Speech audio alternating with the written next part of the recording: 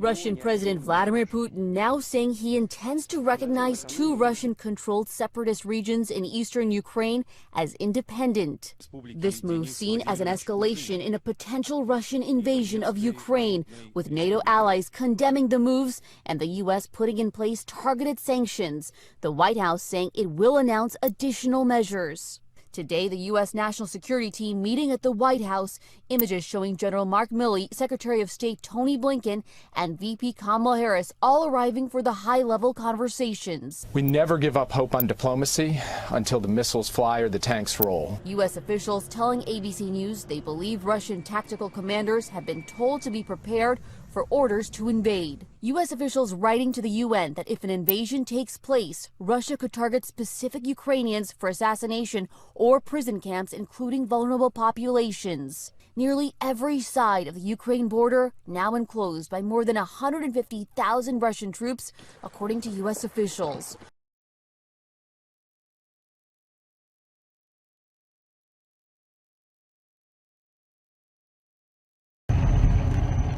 Reuters footage showed tanks and military vehicles driving through eastern Ukraine early on Tuesday as members of the UN Security Council held an emergency meeting over fears of a Russian invasion. U.S. Ambassador to the UN Linda Thomas-Greenfield said a new round of sanctions on Russia would be coming later in the day after Russian President Vladimir Putin sent what he called peacekeepers into two Ukrainian breakaway regions, Lukansk and Donetsk. This is nonsense. We know what they really are. In doing so, he has put before the world a choice. We must meet the moment, and we must not look away. Putin recognized the Russian separatist-controlled regions as independent just hours earlier, in what the U.S. called a pretext for war. His lengthy televised announcement drew near immediate international condemnation and a U.S. executive order prohibiting any American business activity with the breakaway regions.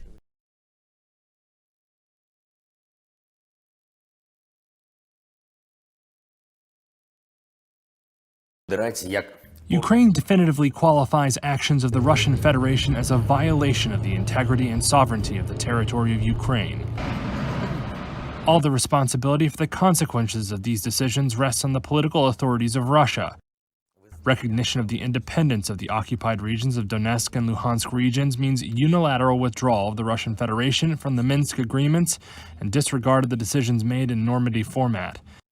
This jeopardizes all peaceful efforts and destroys present formats of negotiations. By today's impossible decisions, Russia legalized its own troops, which have actually been in the occupied parts of Donbass since 2014. The country which backs the war for 8 years cannot support peace as it states it. We are dedicated to a political and diplomatic settlement, and we are not falling into any provocations. Our borders are well protected. We've built a system of territorial defense, and our partners are supporting us.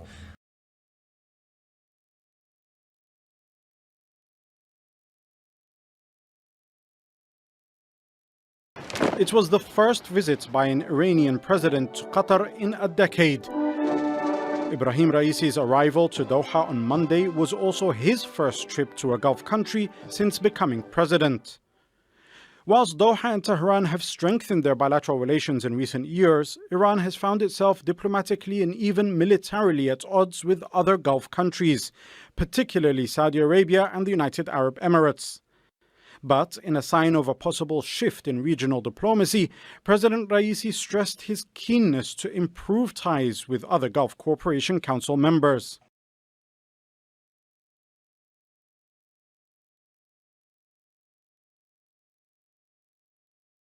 Police minister confirming a short while ago that 8 suspects have been shot dead, 8 more are behind bars, and about 9 are still on the run. This after a dramatic shootout in Rosettenville, south of Johannesburg this afternoon. Becky Cele says they've been monitoring a gang of 25 people suspected of cash in transit heist for over a week now. 4 police officers have been wounded, though. They are in hospital this evening.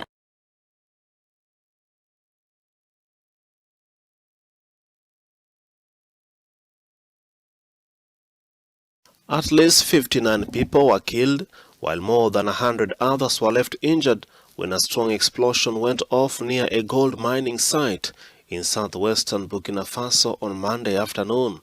According to locals, the explosion was believed to have been caused by chemical used to treat gold that was stocked at the site. Locals further reported that the first blast happened around 2 p.m. local time, with more explosion following as people ran for their lives. Burkina Faso is the fastest growing gold producer in Africa and currently the 5th largest on the continent.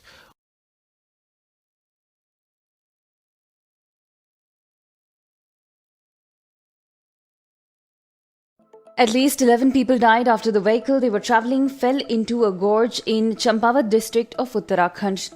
Another 2 people were injured in the accident and have been taken to a hospital. The incident took place near Sukhidhang Rita Sahib Road early this morning. The accident happened when the group was returning from a wedding ceremony. A team of the State Disaster Response Force rushed to the site for rescue and relief work. Chief Minister Pushkar Singh Dhami tweeted that the local administration was engaged in relief and rescue work. Prime Minister Narendra Modi took to Twitter to offer his condolences.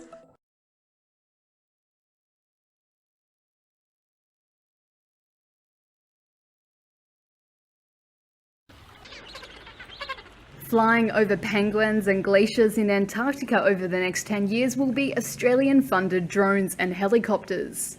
Prime Minister Scott Morrison announced the $578 million surveillance program on Tuesday.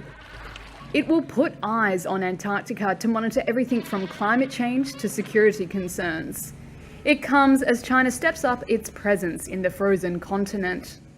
Integrated sensors and cameras will feed back real-time information, and 4 new helicopters with a range of over 300 miles will be purchased. Australia claims about 42% of Antarctica and operates 4 research stations there.